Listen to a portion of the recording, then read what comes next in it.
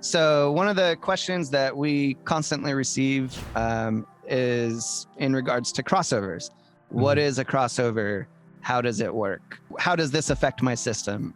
What do I need to know? What have you received in terms of those types of questions, or questions you've had yourself? Well, at least from people that have commented on my videos, it's mainly just what do I set my crossover frequency to? So I'll go with what I think is right, and then you can educate me on what's officially correct. Whatever the speaker's specs show you, whatever the lowest in its frequency response, say it's 45 hertz, right? Then I probably want to set my crossover frequency about 20 to 30 hertz above that, just because you've got that roll off. That's my understanding.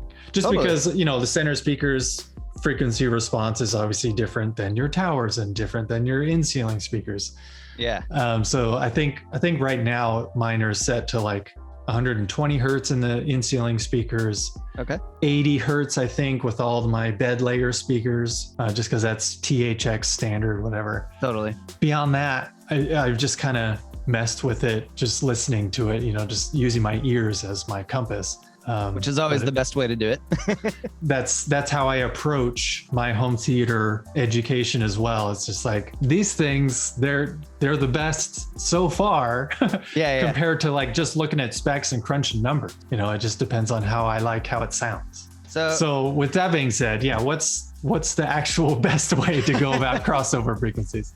No, your theory and concept is not wrong by any means. In fact, there's many ways to kind of like analyze how a crossover is going to work within your system. Yes, 80 hertz is kind of the standard, and that's the THX standard. And here's one of the key reasons I think why that setting has become widely popular is because if you think about the impedance that's happening with, you know, all the dynamics of the bass response and everything like that, if your receiver is not meant to handle those lower impedance spikes, then that's a good reason why you want to set your crossover to 80. Because if you're going to set your receiver at full range, then it's going to try to push out those 20 hertz things to your tiny 5-inch bookshelf, and then boom, your bookshelf goes bye-bye. You know what I mean? Right. That's one of the reasons that 80 has kind of become the standard. It's kind of a safety zone across the board. As you get into larger speakers, of course, you can drop the the crossover down. For example, grand towers or concert towers, you know, they do have a deeper response down to, you know, 45 or so. And so, sure, if we wanted to drop the receiver down to 60 hertz, we could, you know, because the speakers can handle it. But then at the same time, if your whole system's going and, you know, the whole system's trying to kick out 40 hertz to every single speaker, your receiver's probably not going to like that unless it's really highly spec rated. Right. So that's one concept. I like, you know, thinking of it as kind of going along with what Dallas said, you know, taking the burden off of your receiver and letting your powered subwoofer that has a built-in 650 watt amplifier or what it is, you know, I just quote R12D, but letting that kind of rumble the room in a sense and let the rest of everything else kind of take care of the mid-range and the high range. Like you were saying earlier, you know, you can go so hard into the specs and just drive yourself mad over numbers. But at the end of the day, we all got these things. We all perceive things differently. We all hear things differently. And I like that balance of like tech specs and information versus like, okay, this is my room. This is how it sounds to me. Sweet, I love it, or I hate it. Yeah, I think, you know, it depends on the speaker. It depends, you know, some on the distance that it's ran, what you're powering with, you know, just any conversation in home theater. There's 1,000 variables to kind of consider to it. And so I guess, yeah, that's the way I look at it, is kind of taking the burden off of your main speakers and letting those really shine and be powered efficiently instead of trying to drive everything into it. I mean, if you have a pair of powered towers, you know, that's a different story, but again, another variable. So a lot of different things there, but overall it's like adapting to the room, adapting to the location.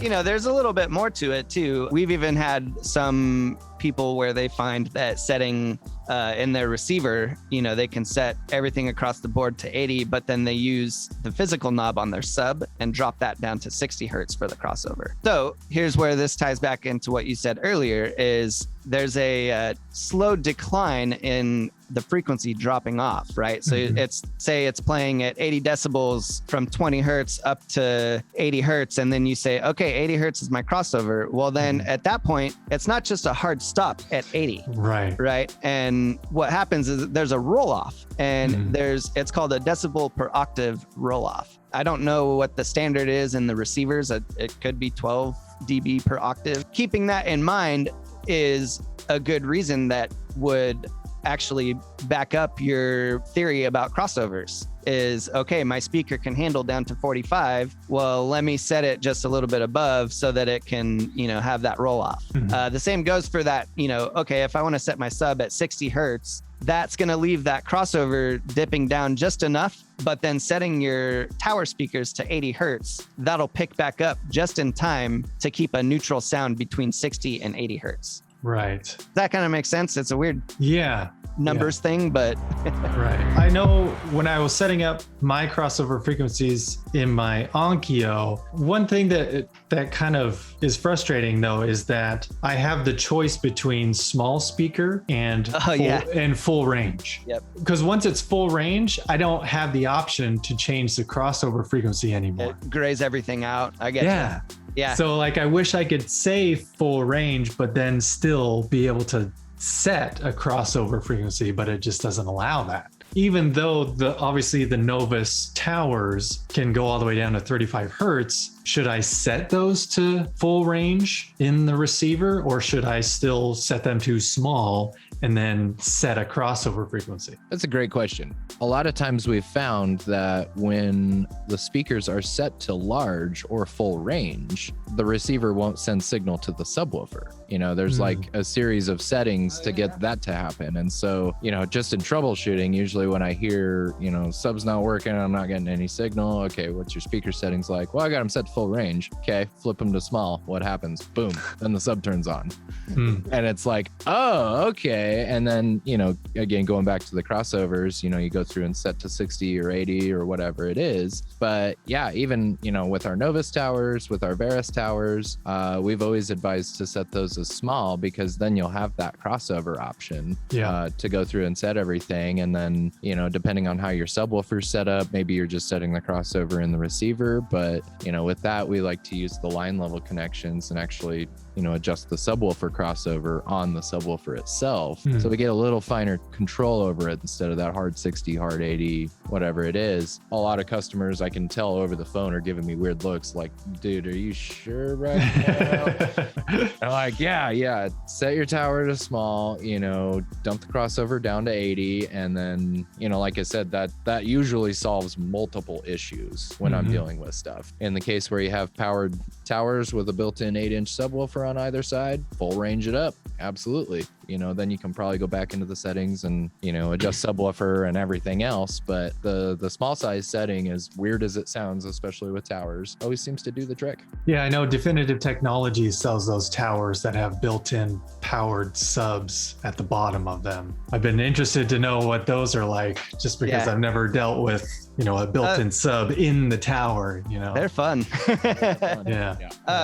One other thing that is kind of common across the board with the receivers is with Yamaha, I think you can set to like double bass. For Onkyo, it was full. For Marantz and Denon, it's LFE plus main. And so now we start talking about the actual mixing and the coding that's coming out of your Blu-ray disc, or that's coming from Netflix. Now we're talking about data, right? So there's full range for your speaker, which that's, great in the receiver's mind. The receiver is just going to blast everything full range, but it turns off your line level subwoofer output, right? By setting your speakers back to small, now it engages your LFE, which is low frequency effects. And that's a different spec of data that comes off of your streaming or from your Blu-ray disc or anything like that. Right. Yeah, because I've wondered about that. Because I mean, you mentioned when I received the subwoofer cables that you sent me to just go ahead and plug it into the stereo input as opposed to just having one in the LFE input. Because that way it's more versatile as